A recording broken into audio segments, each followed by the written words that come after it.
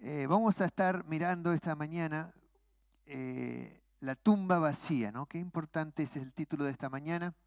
Y hoy, un día como hoy, eh, cuando resucitó Cristo un domingo a la mañana, bien temprano, las mujeres fueron a perfumar el cuerpo, porque como había sido el viernes que había muerto, no habían alcanzado a preparar el cuerpo para la sepultura, como se acostumbraba, que era ponerle perfumes y hierbas aromáticas y luego envolverlo en el sudario para que luego, digamos, allí lo depositaban. Y como no se había podido hacer esa actividad, que era parte del funeral, entonces fueron las mujeres tempranito, antes de que rayara el alba, antes de que amaneciera, a poder justamente hacer esta tarea. Y cuando encontraron la piedra removida y la tumba vacía, ¿no? Y allí fue la gran sorpresa para todos, aunque Cristo había profetizado y había hablado y se los había dicho muchas veces que iba a resucitar, pero sin embargo nadie esperaba que resucitara. Ese es el tema, ¿no? Que a veces escuchamos y escuchamos y escuchamos la palabra de Dios, escuchamos el mensaje de Dios, pero nos entra por una oreja y nos sale por la otra. Y aún escuchando no creemos. Y eso es lo que les pasaba. Y a veces lo que a nosotros nos pasa, a veces escuchamos, pero no creemos. Es decir, que tenemos la mente cerrada a creer porque nuestra mente está cerrada y no abrimos nuestra mente a poder creer. Y ahí es lo que ellos experimentaron, la hermosa experiencia de ver que Cristo estaba vivo. Incluso se enojaban con el hortelero, que era el que cuidaba el jardín. ¿Dónde le pusiste? Díganos dónde lo pusieron. Como no podían creer, ¿no? Pero no solo las mujeres fueron, porque ellas fueron las primeras que tuvieron el privilegio de verlo, sino que los discípulos tampoco creyeron. Y el más exagerado de todos para no creer fue Tomás, que dijo, si yo no meto el dedo en el agujero, no voy a creer. El peor de todo, en exagerado, ¿no? Para incrédulo, ¿no? Pero así somos nosotros, ¿no? Quiero hablarle de esta tumba vacía y de los beneficios de la resurrección de Cristo en esta mañana. Y para empezar vamos a leer Isaías 53 del 2 al 12, que es el versículo clave para nosotros. Isaías 53, el profeta Isaías en ese capítulo menciona a Cristo, al Cristo sufriente, al Cristo que pagaba por nuestros pecados en la cruz, y aún sin conocerlo, sin verlo, él profetiza de este Cristo con toda certeza, como profeta de Dios, nos habla de esto. Y miremos y leamos de este pasaje. Versículo 12 en adelante: subirá cual renuevo delante de él y como raíz de tierra seca. No hay parecer en él, ni hermosura, le veremos más inatractivo para que le deseemos. Despreciado y desechado entre los hombres, varón de dolores, experimentado en quebranto, y como que escondimos de él el rostro y fue menospreciado y no le estimamos. Ciertamente llevó él nuestras enfermedades, sufrió nuestros dolores. Nosotros le tuvimos por azotado, por herido de Dios y abatido, mas él herido fue por nuestras rebeliones, molido por nuestros pecados. El castigo de nuestra paz fue sobre él y por sus llagas fuimos nosotros curados. Todos nosotros nos descarriamos como ovejas, cada cual se apartó por su camino. Mas Jehová cargó en él el pecado de todos nosotros. Angustiado él y afligido, no abrió su boca. Como cordero fue llevado al matadero y como oveja delante de sus tranquiladores enmudeció y no abrió su boca. Por cárcel y por juicio fue quitado y su generación, ¿quién la contará? Porque fue cortado de la tierra de los vivientes y por la rebelión de mi pueblo fue herido. Y se dispuso con los impíos su sepultura, mas con los ricos fue en su muerte, aunque nunca hizo maldad, ni hubo engaño en su boca. Con todo esto Jehová quiso quebrantarlo, sujetándole a padecimiento. Cuando haya puesto su vida en expiación por el pecado, verá linaje, vivirá largos días, y la voluntad de Jehová será en su mano prosperada. Verá el fruto de la aflicción de su alma y quedará satisfecho. Por su conocimiento justificará mi siervo justo a muchos y llevará las iniquidades de ellos.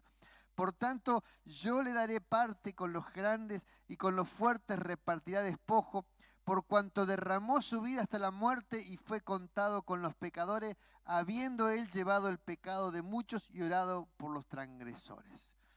Muy bien, lo primero que quiero hablarle esta mañana es que Cristo triunfó sobre el pecado. Llegar a la cruz no era solamente la meta, sino que tenían que llegar en santidad a la cruz, porque de nada servía que un pecador muriera. En la cruz murieron 3, 2 de ellos murieron como pecadores, pero Cristo murió sin pecado. Así que morir en la cruz no era el secreto, es decir, cualquiera reo podía morir en la cruz, pero el gran secreto era llegar a la cruz sin pecado. Ese era el gran logro, ¿no? Es llegar a la cruz sin pecado. Entonces, llegar a la cruz sin pecado implicó vivir toda una vida en obediencia a Dios, toda una vida en sujeción a Dios, toda una vida resistiendo el pecado, toda una vida resistiendo al diablo, toda una vida confrontando a la maldad, toda una vida enfrentando las tentaciones, tanto de la carne como del espíritu, toda una vida victorioso para llegar ese día a la cruz del Calvario. Y aún en los momentos finales de la cruz del Calvario, él estaba allí luchando con su carne. En uno de sus pasajes dice, si es posible, pasa de mí esta copa, diciendo, si es posible que yo no muera. En otras palabras, que si es posible que no muera, bueno, que sea así. Es decir, que yo no muera, pero que se haga tu voluntad. Aún allí, luchando con su carne, ¿me entiende? Sin embargo, rindió su carne, que se haga su voluntad, y la voluntad de Dios era morir. Así que por más que él pidió si era posible no morir, no era posible. La cruz tenía que morir. ¿Por qué? Porque él tenía que pagar el pecado de todos nosotros en la cruz del Calvario. Sin derramamiento de sangre, dice un pasaje, no hay remisión de pecados. Es decir, que necesitábamos que hubiera derramamiento de sangre. Era necesario que hubiera derramamiento de sangre, ¿no? En el Getsemaní es un momento clave del sufrimiento de Jesús, porque allí las tinieblas estaban reinando sobre todo lugar y él estaba orando, derramando su sangre en el Getsemaní, derramando su alma en oración, y dice la Biblia que salió sudor de lágrimas de sangre en su cuerpo. Es decir, del sufrimiento que estaba pasando allí pasó eso, ¿no? Y ese momento era el momento de estar solo, porque era un momento de soledad, ¿no? Y un momento en donde sus discípulos mismos se quedaron dormidos, no podían soportar la presión de las tinieblas y se dormían esa noche. No eran todavía las 12 de la noche, pero se caían de sueño, se dormían por la presión de las tinieblas, ¿no? Al punto tal que él bajó y los encontró durmiendo, los despertó y los retó, diciéndole, no pueden velar 1 hora conmigo. Y volvió a orar nuevamente y volvió a bajar y los encontró nuevamente dormidos. Y entonces directamente le dijo, basta ya no aguantan. Así que, pero estuvo solo en ese momento, ¿no? Y más allá de esa soledad le tocó sufrir el engaño y la traición para que se cumpliera ese pasaje de la Escritura que dice, todos nosotros le tuvimos por despreciado, por herido de Dios y abatido. Se tenían que cumplir esas palabras del texto que acabábamos de leer allí, ¿no? Dice, tenía que llegar a la cruz en forma intachable, una persona que nos pudiese entender, porque dice el libro de Hebreos que fue tentado en todo según nuestra semejanza para poder entendernos, porque él necesitaba entendernos, ¿no? A veces es difícil entender lo que no vivimos, lo que no sufrimos. Es difícil entender. Entonces necesitamos pasar por las experiencias dolorosas y negativas para entender al otro, para entender el sufrimiento, para entender el dolor, para entender la soledad, para entender el engaño, para entender la traición, para entender la enfermedad, ¿no? Si bien Jesucristo no estuvo enfermo, que eso lo tocó en el segundo punto, pero él tenía que entender la enfermedad para ayudar a los que estaban enfermos, para entender la traición. Por eso dice la Biblia, varón de dolores, dice allí, experimentado en quebranto, dice en los primeros versículos. Él tenía que ser experimentado en quebranto, Dios lo tenía que quebrantar. A pesar de que era su hijo, lo tuvo que dejar en una situación tal de quebranto, de que tenía que padecer para poder entender. Hay cosas en la vida que uno no las logra comprender a no ser que las viva en carne propia o a través de un ser querido. Es la única manera de entender el sufrimiento y el dolor ajeno es sufriéndolo. Entonces las personas que sufren el dolor, que esto les sirva de consuelo, tienen una capacidad sobrenatural de entender el dolor ajeno cuando lo ha pasado y cuando lo ha sufrido, y tienen la capacidad empática de ponerse en el lugar de la otra persona y poder ayudar, comprender, ¿me entiende? Y colaborar de tal manera por entender lo que se sufre. Quien no lo entiende tiene una mente cerrada y finita y cree que los demás tienen que tener las mismas capacidades, la misma fuerza, el mismo ánimo, porque nunca lo ha experimentado. Entonces, quien nunca experimentó la muerte en su casa no puede entender el duelo, no puede entender el dolor ajeno. Quien nunca experimentó una enfermedad en su cuerpo, quien no ha experimentado quebrantamiento en su alma, no va a entender al que está quebrantado, al que tiene el corazón quebrantado. Por eso Dios permite muchas veces que nosotros pasemos por sufrimientos, por situaciones críticas, por situaciones dolorosas. Permite que pasemos por situaciones familiares agudas, tristes, ¿me entiende? Y nuestro corazón se desgarra, pero es la manera de aprender y de poder consolar a otros. Por eso Dios nos consuela, para que nosotros, dice el libro de Corintios, podamos consolar a su vez a otros. Amén. Así que si alguno está pasando por una situación difícil, lo único que tiene que agarrarse de las manos de Dios y permitir que Dios le consuele su alma. Porque cuando Dios consuela tu alma y tu corazón recibe ese refrigerio del cielo, luego te va a dar la capacidad sobrenatural de entender, de socorrer y de ayudar a otros. ¿Cuántos dicen amén? Amén. Tenía que también renunciar a toda tentación de su carne, de vivir en familia. Él renunció a la familia, dice el libro de Romanos. Así como Cristo renunció a estar con una mujer, Él renunció a eso y prefirió o adoptó la abstinencia como forma de vida para poder agradar a Dios. Él renunció a eso, renunció a esa parte de su vida. Renunció a una vida común para hacer la voluntad del Padre, ¿no? En esa película profana que dice La última tentación de Cristo, inventada por Da Vinci, en una novela, y luego le hicieron una película. Es una película profana mostrando a un Cristo humano que bajó de la cruz y en lugar de ir a la cruz decidió casarse con María Magdalena.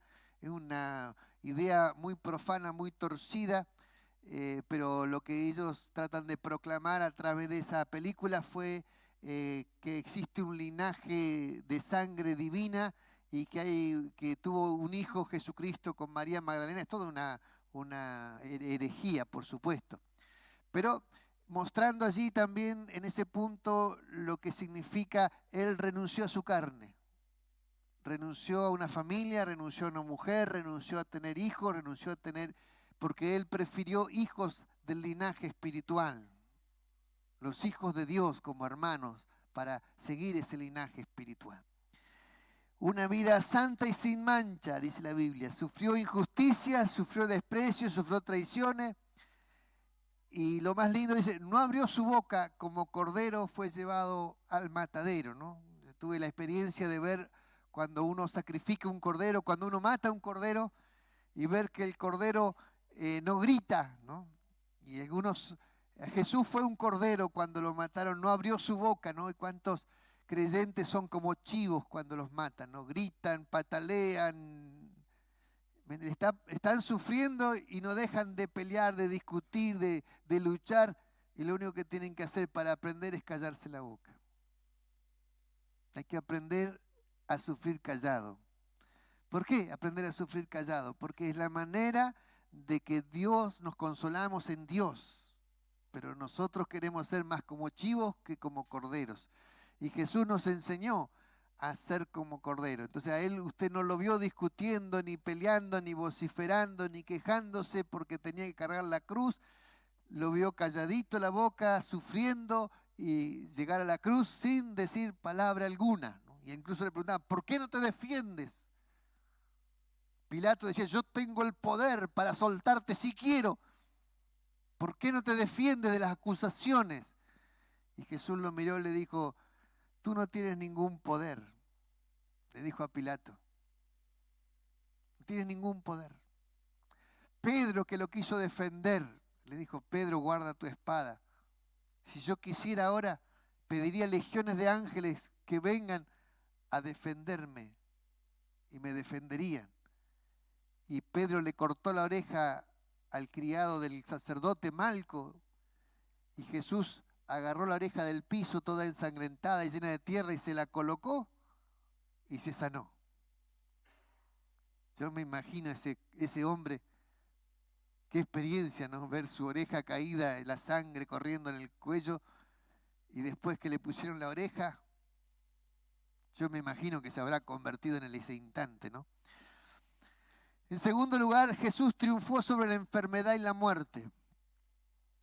Nosotros necesitamos esperanza. Imagínese este tiempo, cuando usted va a los lugares, a los sanatorios, a los hospitales, están llenos de gente. Y hoy tenemos medicina. En esa época de Jesús no existía la medicina. Solo los ricos tenían acceso a cierto nivel de personas que se les llamaban médicos, que eran más que médicos, eran como una especie de curanderos o personas asociadas a las hierbas, que estudiaban para poder aplicar algún tipo de ayuda a la gente rica que les podía pagar, porque era una especie de esclavo ese oficio, y solo ellos tenían acceso. El resto de la sociedad no tenía acceso a la medicina, ni a sanarse, ni imagínense, no tenía acceso. ¿Cuántas enfermedades hoy van y cuántas personas hoy tienen acceso a la salud? Así que toda esa gente estaba a la deriva en la sociedad sin encontrar ayuda alguna. Así que imagínense, así como ve las colas que habían en los hospitales para sacar un turno, y sumando los hospitales, las clínicas, toda esa gente esperando que alguien los pudiese atender, esa gente estaba acudiendo a las campañas de Cristo esperando sanarse. Por eso era tan popular el mensaje de sanidad en esa época. Hoy usted le habla a los jóvenes de sanidad y el joven no le importa porque total él no está enfermo. Y el joven no ve a la sanidad como algo necesario hasta que no empieza a experimentar la enfermedad. Pero en esa época la enfermedad era catastrófica porque te podía morir por un sarampión. Un sarampión ya te podía matar. Una gripe te podía matar. Una infección por un pinchazo te podía matar porque no habían, ¿me entiende? No habían remedios para muchas cosas. Entonces Jesús tenía que mostrar el poder sobre la enfermedad. En vida derramó su gloria sanando a muchos enfermos, manifestando su poder sanador, que la gente pudiese experimentar la sanidad. Mientras recorría las ciudades, dice que se compadecía de la gente porque estaban como ovejas sin pastor, la gente desamparada. El egoísmo, allí en el estanque de Betesda, no hay mejor señal del egoísmo humano que ese estanque, donde había un hombre que hacía 38 años estaba esperando la oportunidad de sanarse, 38 años. Y sin embargo estaba tirado allí y él decía, pero ¿cómo puedo sanarme si cuando yo intento ir, otro me ganas? Él experimentó toda su vida el ser un perdedor, toda la vida. ¿Me entiende? Toda la vida. Y Jesús lo único que le preguntó es si quiere ser sano. Si quiere ser sano, ¿no? Y allí este hombre experimentó el milagro tan tremendo que era sanarse a través de la fe. Él estaba acostumbrado a sanarse a través de la tradición milagrosa de que de tanto en tanto se consideraba que un ángel movía las aguas y apenas se movía las aguas de esa pileta, el primero que se tiraba se sanaba. Y Jesús le estaba mostrando cómo recibir sanidad a través de la fe, que era diferente a eso. Entonces Jesús le mostró eso y este hombre recibió la sanidad y luego no sabía ni quién lo había sanado. Eso es lo curioso, después no sabía ni cómo se llamaba Jesús. Es interesante observar porque Jesús mostró esto, pero dice la Biblia, versículos 3 y 4, menciona palabras como despreciado y desechado, varón de dolores, experimentado en quebranto. La mejor forma de poder ayudar a una persona enferma es que nosotros hayamos pasado por situaciones similares. Porque allí nosotros entendemos el dolor, entendemos la situación que la persona pasa. Cuando no logramos entender, es como que queremos, bueno, al que está deprimido, bueno, le ponemos música, pensamos que a través de eso lo podemos animar, pero no es así el camino, no es por allí el camino, porque no lo logramos entender. Al que está con un ataque de pánico, creemos que con una palmadita en la espalda le calma, porque no lo logramos entender. Entonces, dice, despreciado y desechado, varón de dolor experimentado. Jesús experimentó muchas de esas sensaciones de la enfermedad. Dice que como que escondimos de él el rostro, fue menospreciado, no lo estimamos. La Biblia dice que cuando él cargó en la cruz, él fue azotado antes de llegar a la cruz con una vara, pero no era una simple vara, sino que era con un látigo lleno de, en las puntas los romanos le ponían unas estrellas de hierro al látigo, y el látigo tenía más de 7 cuerdas con estrellas de hierro, cosa que cuando pegara el latigazo en la espalda sacara pedazos de carne y de piel. Entonces 40 latigazos de esos, imagínense cómo le habrá quedado su espalda. Por eso dice, por sus llagas, dice el texto de la Biblia, por sus llagas fuimos nosotros curados. La llaga que se le provocó en la espalda a Jesucristo tenía 40 latigazos, y esas son las líneas de enfermedades que existen en la humanidad. Son 40 ramas de enfermedades que existen, es decir, que un latigazo por cada rama de enfermedad recibió Jesucristo, porque él tenía que experimentar el dolor. Entonces, cuando usted está experimentando un dolor en su cuerpo, la Biblia dice que él se llevó nuestros dolores. Él se llevó nuestros dolores. Entonces, cuando usted está experimentando un dolor en su cuerpo, tiene que clamar a la cruz de Cristo, clamar a Cristo, porque él pagó por nuestros dolores.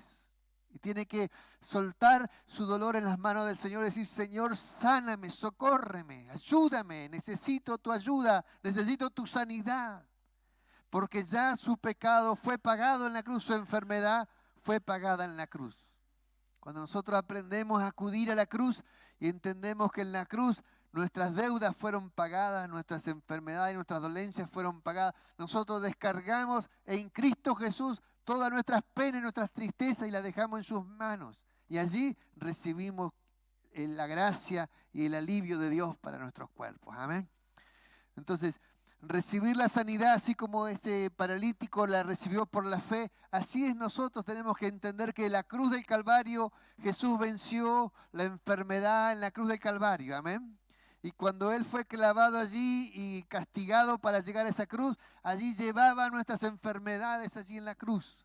Así que en el momento de la crucifixión no solo era el dolor de la cruz lo que estaba cargando, sino que eran las parálisis, las depresiones, la angustia, los ataques, la epilepsia estaba sobre él, las quebraduras sobre él, todo dolor humano estaba cayendo en la cruz del Calvario. Entonces él no solo estaba llevando los pecados de la humanidad, sino las enfermedades de toda la humanidad, estaba clavándose en la cruz del Calvario en ese instante. Amén.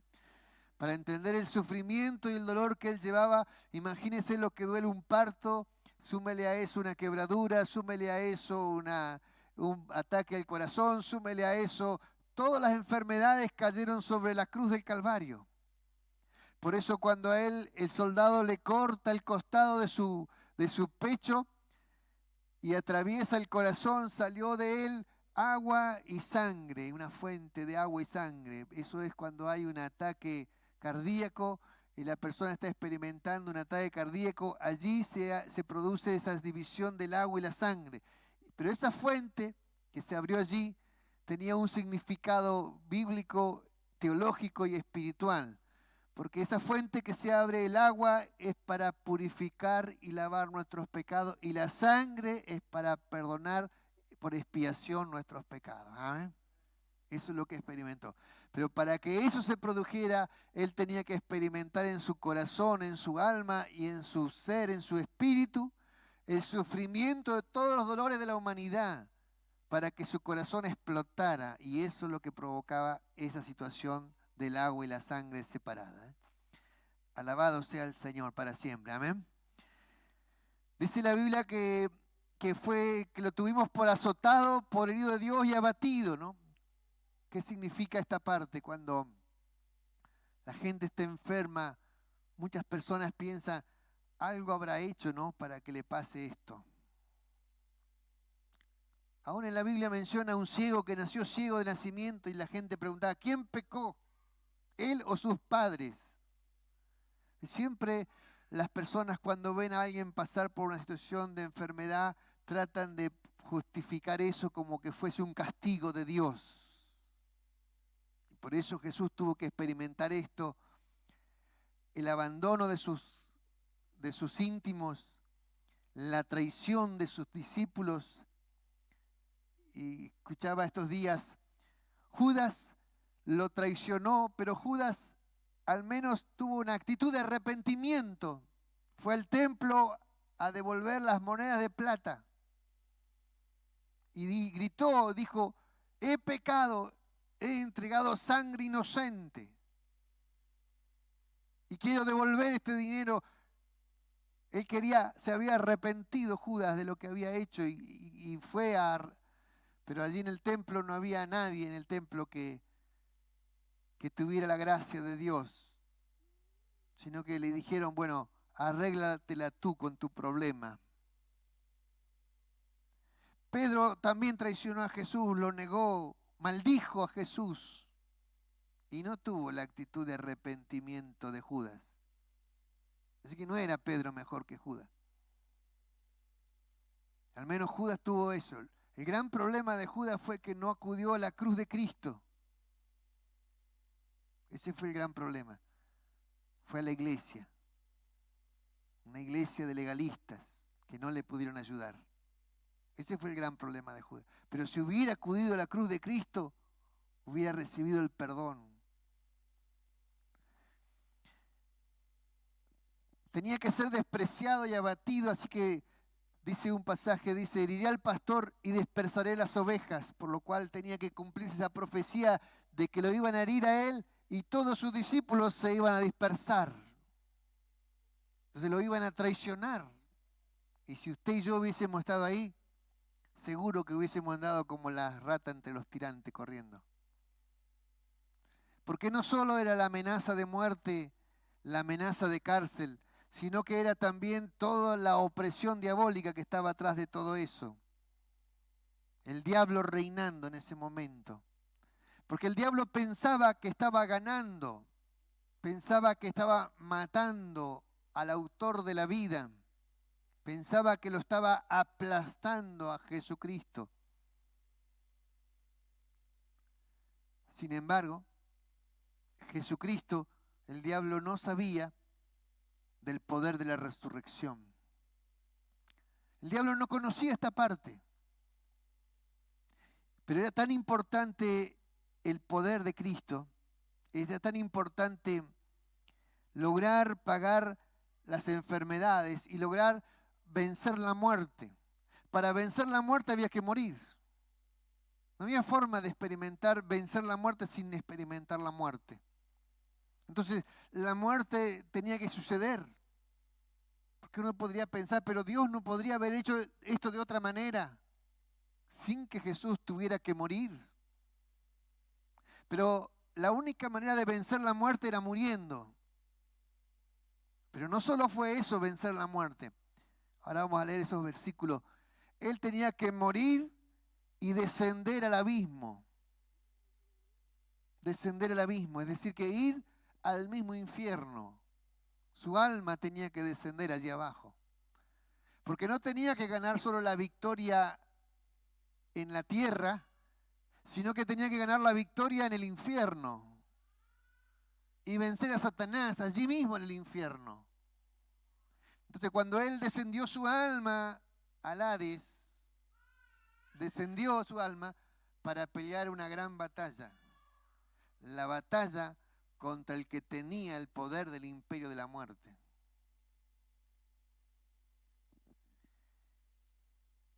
Es importante mirar esto porque la muerte no pudo retenerle.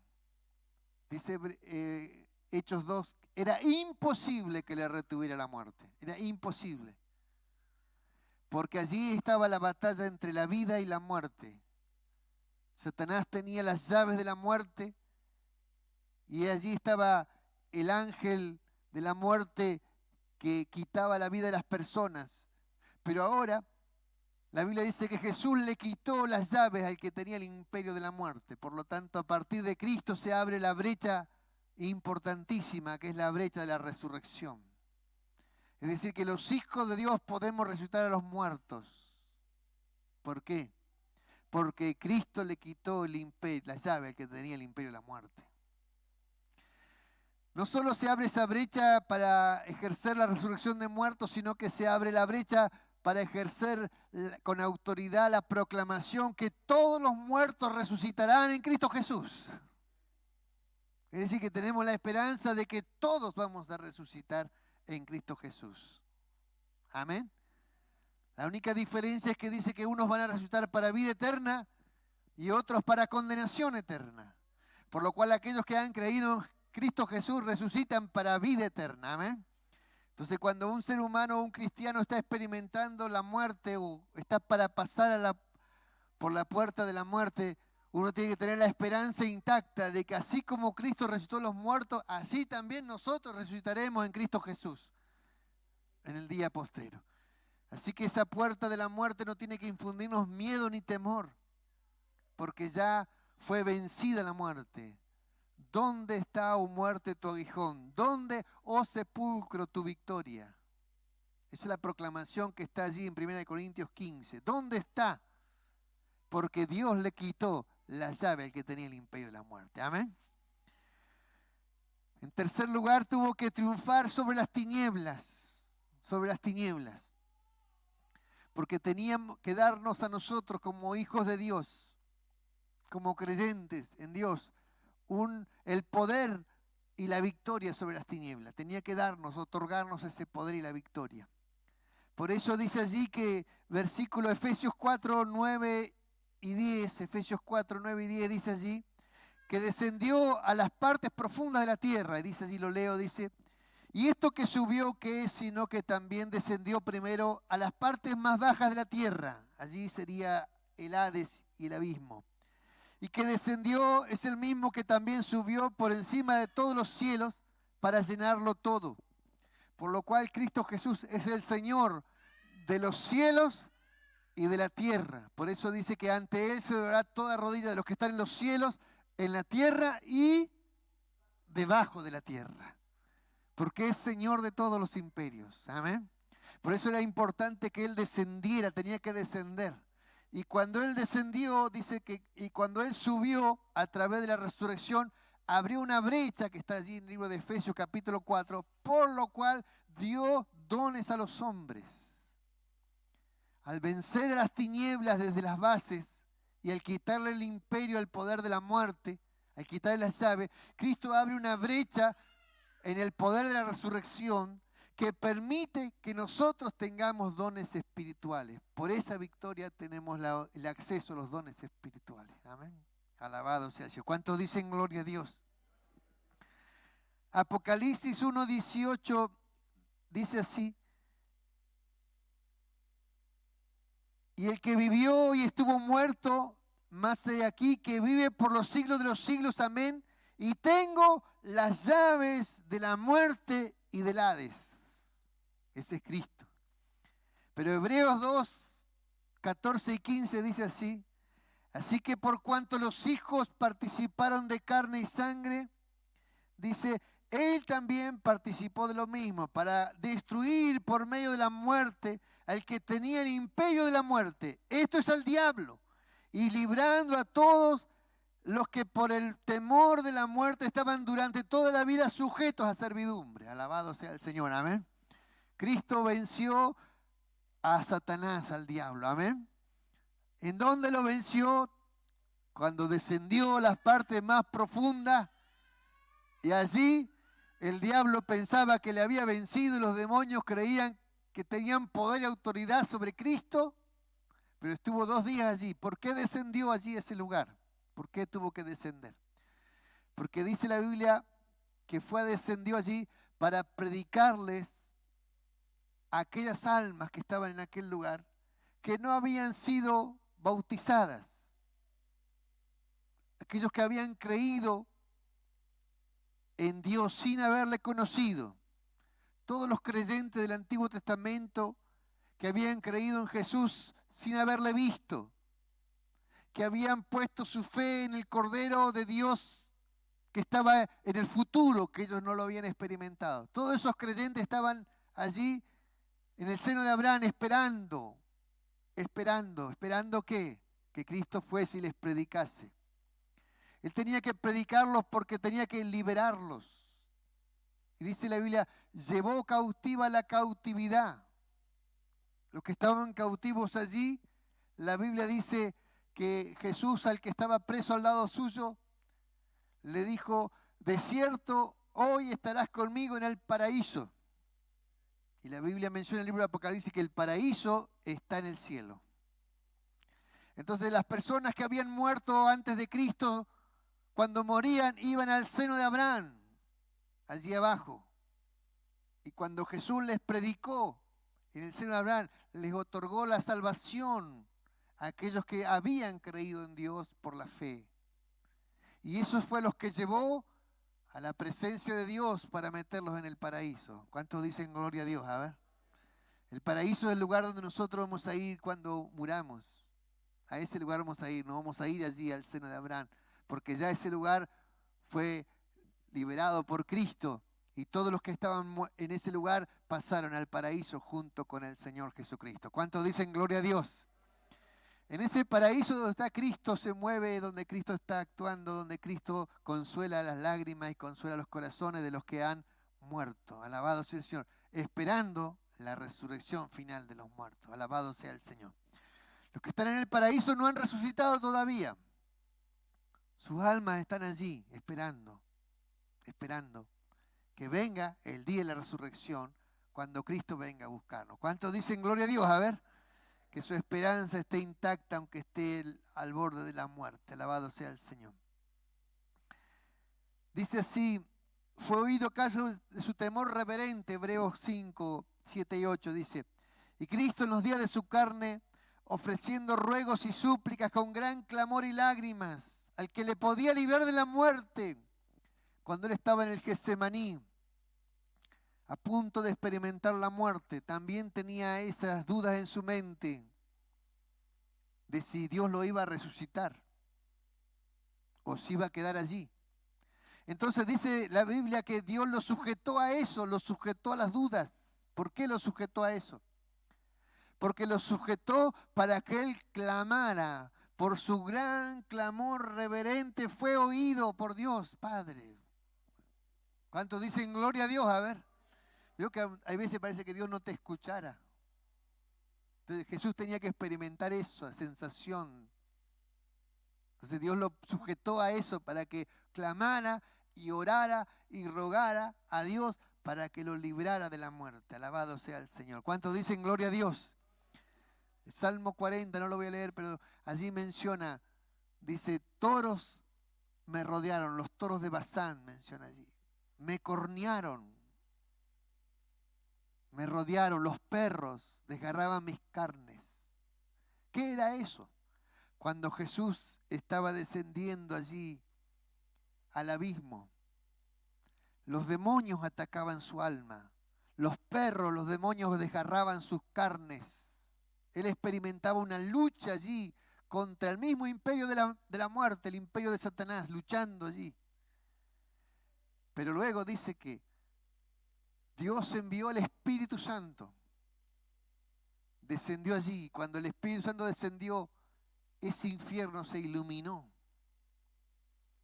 Y allí, dice, estuvo desde el viernes que murió al mediodía. Todo ese viernes, todo el sábado. Y al llegar el domingo, al tercer día, el Espíritu Santo descendió. Pero esos 2 días y medio estuvo luchando contra los demonios. ¿Me entiende? Los demonios pensaban que lo tenían vencido a Jesucristo. Pero Jesús tenía que descender allí porque allí mismo estaba el que tenía el imperio de la muerte, el que tenía las llaves del Hades y de la muerte. Y cuando descendió el Espíritu Santo, allí Jesús revivió en poder, se llenó de luz, se llenó de gloria y agarró al diablo y le quitó la llave. Gloria a Dios. ¿Cuántos dicen gloria a Dios? A ver.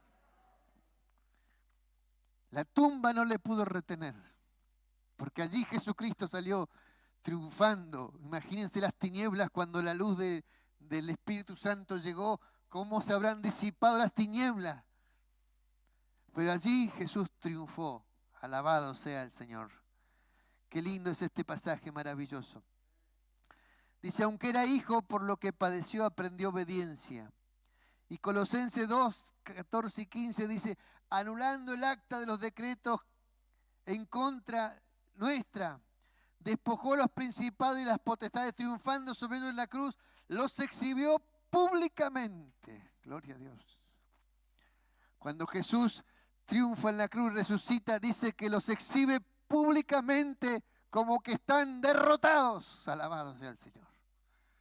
Por lo cual, cuando usted enfrenta a los demonios, usted tiene que saber que Jesús ya los exhibió públicamente como derrotados, que no tienen poder contra los hijos del Señor, porque Cristo ha vencido. Alabado sea el Señor.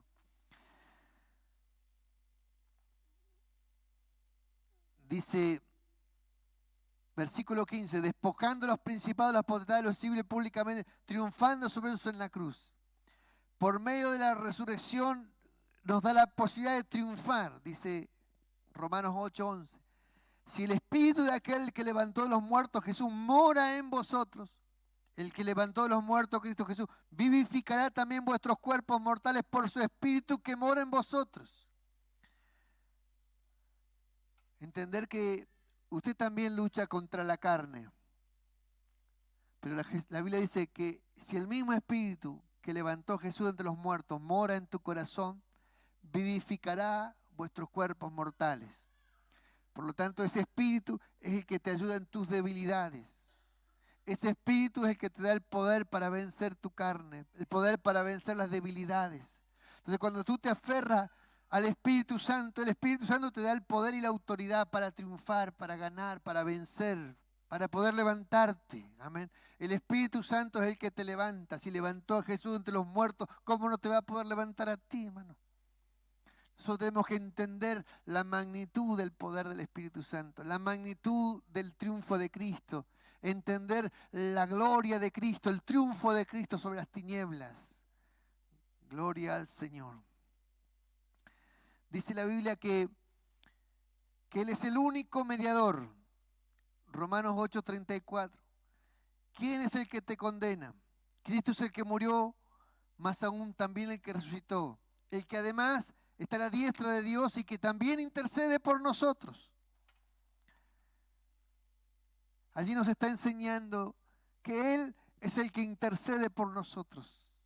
Nadie te puede condenar si Jesús te justifica y te perdona. Nadie te puede condenar. En resumen, Dios nos dio el poder y la autoridad para vencer. Nos dio dones del Espíritu. Nos dio la libertad sobre toda condenación. Nos dio la posibilidad de darle vida a nuestros cuerpos mortales. Intercede por nosotros delante del Padre. Nos dio el poder y la potestad de hollar serpientes y escorpiones. Lucas 10:19 dice así: he aquí os doy potestad de hollar serpientes y escorpiones y sobre toda fuerza del enemigo y nada os dañará. Alabado sea el Señor. ¿Cuántos dicen gloria a Dios? A ver. En conclusión, debemos tener la certeza de que Cristo está vivo. No estamos adorando a un Cristo muerto, sino a un Cristo vivo, a un Cristo victorioso. Debemos vivir una vida victoriosa en honor a Cristo.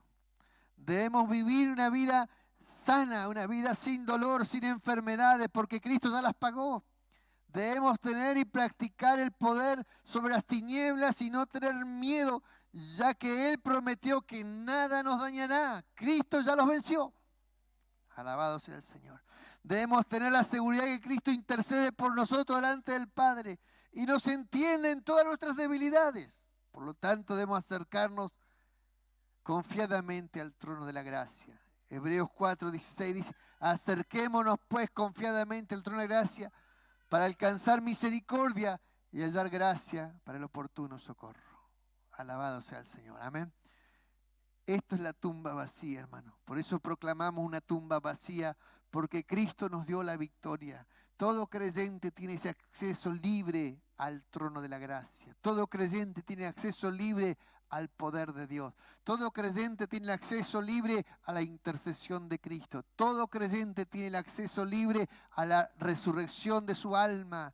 Porque si morimos con Cristo, sabemos que también resucitaremos con Cristo. Y eso es lo que practicamos o predicamos en el bautismo, que somos muertos al pecado para recibir la nueva resurrección, para vivir una vida con Cristo. Alabado sea el Señor. Amén. Póngase de pie, hermano querido.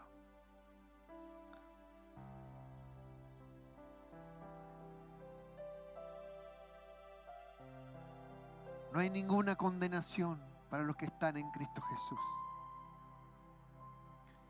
Si el diablo te quise hacer sentir o te quiere hacer sentir condenado, si te quiere hacer sentir derrotado, si te quiere mostrar que la enfermedad te va a ganar, tú lo único que tienes que decirle: ya está pagada, ya mi deuda está pagada.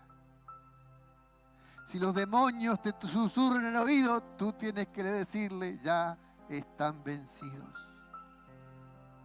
Están todos vencidos. Si la muerte te susurra al oído, tú le tienes que decir: ya no tenés la llave. Porque la llave la tiene Cristo. Cristo es el triunfador de este día, para que tú puedas vivir una vida victoriosa. No te arrastres al pecado. No dejes que el pecado se enseñoree de ti. Si te sientes lejos de Dios, acude al trono de la gracia. No acudas a las personas, porque te va a pasar lo de Judas. Acude al trono de la gracia. Porque esa gracia es la que te puede perdonar, te puede limpiar. Esa gracia de Dios es la que te renueva tus alas, la que levanta tu espíritu. Esa gracia de Dios es la que va a cambiar tu vida. Solo la gracia de Dios. Acude al trono de la gracia. Oramos, cierra tus ojos. Señor, gracias por la cruz de Cristo. Gracias por la resurrección. Gracias porque fuiste a ganarle la batalla al mismo infierno. Y gracias porque el diablo está vencido. Y por más que nos quiera asustar y gritar como león rugiente, nosotros sabemos que está vencido porque tú triunfaste sobre él en la cruz. Gracias por el poder que nos otorgaste, por la sanidad que nos diste. Gracias porque te lleva nuestras dolencias, nuestras tristezas, nuestros dolores, nuestras penas. Gracias, Señor, gracias. Acudimos a la cruz de Cristo por la fe. Nos acercamos a la sanidad también por la fe. Señor, gracias por todo lo que has hecho en esa cruz, porque para nosotros es un símbolo de victoria y no un símbolo de derrota. Gracias porque estás intercediendo delante del Padre, a la diestra del Padre. Estás intercediendo por nosotros. Gracias. En el nombre de Jesús, danos y otorganos una vida de victoria, una vida de poder y de autoridad. Otorganos una vida, Señor, de poder contra las tinieblas, una vida de santidad y de pureza en el alma. En el nombre de Jesucristo. Amén, Señor, amén. Amén. Alabado sea el Señor. Decirle al que está al lado tuyo, decirle: la tumba está vacía. Tenés que estar alegre, porque la tumba está vacía. La tumba está vacía. A las mujeres le dijeron: díganle a los discípulos las buenas nuevas. Él ha resucitado. Esas son las buenas noticias. Él ha resucitado. Cristo está vivo Esa es la buena noticia de esta mañana. Que el Señor te bendiga mucho y que te guarde y puedas vivir una vida de victoria siempre. Alabado sea el Señor.